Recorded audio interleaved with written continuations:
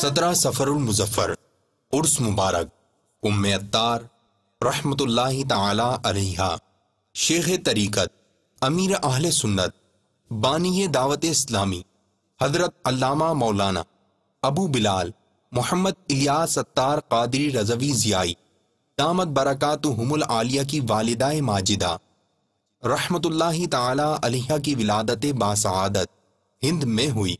آپ رحمت اللہ تعالی علیہا کی دینی خدمات کا منہ بولتا ثبوت آپ کے پروردہ و تربیت کردہ امیر اہل سنت دامت برکاتہم العالیہ کا وجود مسعود ہے، جن کی دینی خدمات کا زمانہ معترف ہے۔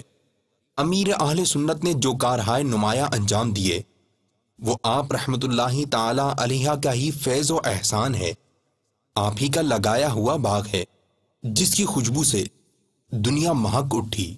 امیر اہل سنت دامت برکاتہم العالیہ کی ذات آپ رحمت اللہ تعالی علیہ کے جذبات اور دینی خدمات کی ترجمان ہے۔ آپ رحمت اللہ تعالی علیہ کا امیر اہل سنت کی صورت میں دینی خدمت کا روشن باب تاریخ میں آب زر سے لکھنے کے قابل اور پوری امت کی ماؤں کے لیے نقش ہدایت ہے۔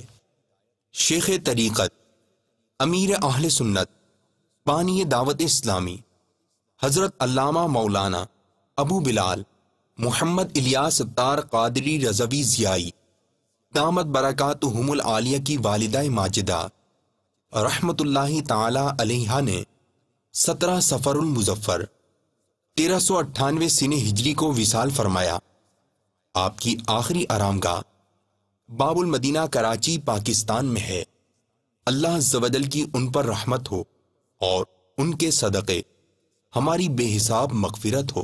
خدا کا خاص انعام ہے یہ